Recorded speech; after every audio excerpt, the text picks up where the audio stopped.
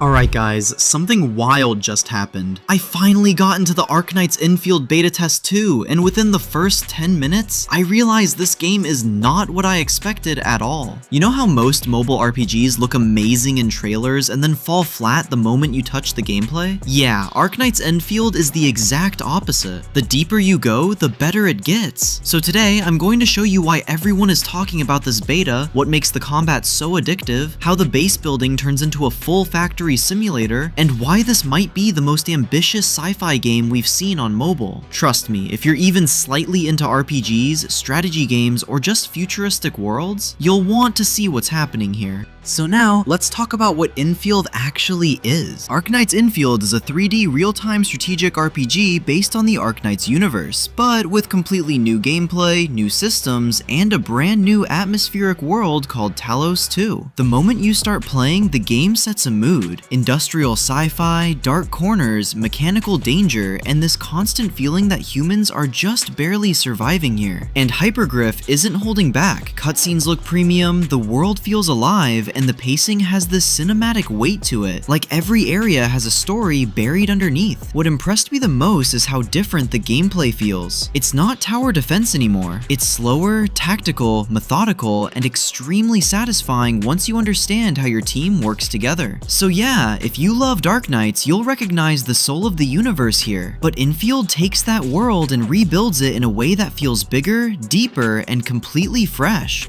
But here's the thing. In RPGs, gameplay is important, but the thing that actually keeps players hooked for hours is the story. So the real question is, so what kind of story does Endfield tell? The game takes place on Talos-II, a harsh and unstable moon where humans were never supposed to live. Over a century ago, pioneers from Terra arrived through a portal called the Aether Gate, and when it collapsed, they were trapped here forever. You play as the End Administrator, leading Endfield Industries as you explore ruins, recover lost tech, and try to rebuild civilization. But the moon is full of threats, corruption that twists the land, landbreaker raiders, and mysterious Agaloy creatures roaming the frontier. To push deeper, your team restarts exploration in the toughest region, Valley Number 4, and the story slowly begins to unfold. What caused the corruption? What's hidden in the old facilities? And what really happened to the pioneers who disappeared? Endfield doesn't hand you answers, it lets you discover everything yourself. And this is where the game truly stands out. NPCs don't repeat the same lines, and even simple areas feel rich with lore. Broken machines, glowing anomalies, damaged structures, everything looks dangerous but beautiful. And now, let's talk about the part that completely surprised me, the combat. When I jumped into combat in Arknights Endfield, the first thing that stood out to me was how different it feels from most action RPGs I've played. Instead of focusing on a single character and swapping when needed, my whole 4-operator squad is fighting right beside me the entire time. I'm controlling one operator directly, but the rest of the team isn't idle. They're engaging enemies, supporting my attacks, and reacting to the battlefield on their own. It honestly feels like I'm leading a small tactical unit rather than playing a solo hero. And with the latest test update, the roster feels even better. 9 new operators were added, including 3 6-stars, Ardelia, Rite, and Pogranichnik, bringing the total to 24 playable characters so far. Each of them has a more defined role and rhythm now, and you can feel the combat system becoming sharper because of it. All of my operators share one skill gauge, and this instantly adds a layer of strategy.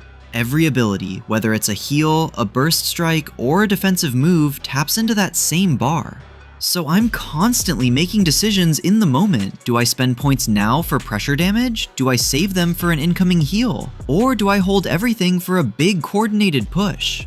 Another thing I really enjoy is how enemies react to different types of attacks. Physical hits are great for building pressure, and during boss fights, they're essential. If a boss starts charging a massive attack, I can use certain abilities to interrupt it and shut the whole move down. Art's attacks feel completely different. Some operators can freeze enemies inside crystal-like shells, locking them in place and giving my team a perfect damage window. Ranged operators make this even smoother, letting me trigger these reactions from a distance without without putting myself at risk. And when the ultimate meter fills, the camera shifts into that dramatic Endfield cut-in, dropping a powerful finisher or support skill that often interacts with enemy states. These little reactions, interrupts, freezes, stagger windows, make the entire combat system feel far more tactical than a standard action RPG. Then there are the ultimate skills. Once I've built enough meter, the whole camera shifts, the animation plays out, and I get a dramatic, high-impact finisher or a huge support ability. Sometimes it's massive damage, sometimes it's a life-saving heal, but either way, it always feels like a big moment. More than once, triggering an ultimate is what saved my entire run during a tough encounter. What surprised me most is how much team composition actually matters. Because all 4 operators are active at once, the synergy between them becomes genuinely important. I spent a lot of time experimenting, testing different lineups, and figuring out which roles click together. Eventually, I found a squad that fit my playstyle perfectly, and once I did, the combat just clicked. Moment to moment, fights feel solid and responsive. Attacks have weight, dodging feels clean, and boss battles in particular force me to use every tool my team has. It's not about mashing buttons, it's about reading the fight, making quick decisions, and coordinating abilities across the whole squad. Enfield's combat strikes a balance I wasn't expecting, simple enough to pick up instantly, but deep enough that I kept thinking about my team even outside of battle. It's a blend of action and strategy that gives the game its own identity.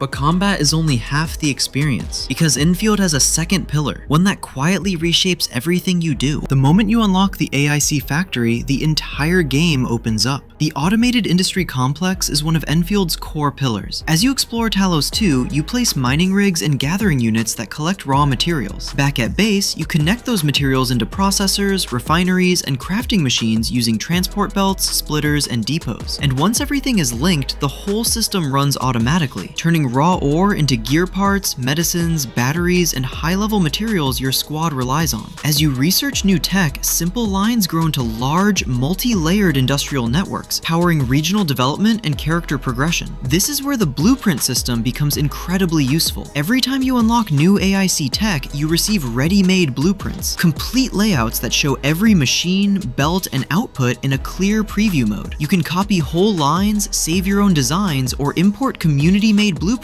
through sharing codes. The blueprint system keeps factory building approachable while still letting advanced players optimize massive automated networks. Together, the AIC and blueprint system turn Endfield into more than just combat and exploration. They transform Talos-II into your personal industrial project, growing piece by piece as your journey continues. As soon as the AIC starts doing its thing, you begin to notice something unexpected. Endfield is genuinely beautiful. The moment you step into Talos-II, the art direction hits you. The lighting, the atmosphere, the industrial sci-fi aesthetic, everything feels handcrafted with an almost cinematic precision. It isn't overly flashy or cartoony. It has this grounded, gritty beauty that matches the world's harsh tone. Even the UI plays a part in that. I really like the menu design. Animations are smooth, and despite how many systems this game has, nothing feels overwhelming. It's one of those interfaces where you instantly understand where everything is, and the more you explore, the more you appreciate how intelligently it's laid out. And of course, the operators themselves. Enfield's character models look fantastic. The outfits, the fabrics, the mechanical details, even the facial expressions. It feels like each operator is designed with a specific identity and purpose in mind. And since this wouldn't be a proper review without showing it, I decided to jump straight into headhunting. The summoning animation looks slick, transitions are buttery smooth, and the presentation has that signature hyperglyph elegance. And when a high-rarity operator appears, it genuinely feels like a reward. Pulling new operators isn't just about power. Seeing them up close in the showcase feels like unveiling a premium collectible. You can rotate models, zoom in, and admire every detail. Whether it's Ardelia's flowing arcane patterns, Last Rite's heavy industrial plating, or Pogranichnik's sharp tactical design, each character stands out with their own visual identity. Hyperglyph didn't just build operators, they built characters you want to learn, collect, and fight with. Now let's talk about how exploration works in Endfield. Enfield's world opens up the moment you step outside. Every region on Talos-II feels distinct with its own resources, missions, and environmental mechanics. You start in Valley 4, a futuristic industrial zone filled with heavy machinery, rough terrain, terrain and constant threats. Then there's Dijiang, colder and more mechanical, packed with broken structures, hidden routes, and resource nodes tucked into dangerous corners. And then you reach Wuling, a new map that fuses Eastern aesthetics with sleek futuristic elements, creating a space where ancient design meets contemporary engineering. What makes exploration fun is how rewarding it feels. You'll come across hidden checks, bonus resource mines, and small environmental interactions that tempt you to leave the main path and dig deeper into each area. Each region introduces new materials and mechanics that tie directly into your AIC development and story progression. So exploration isn't filler, it's discovery, progression, and world building all at once.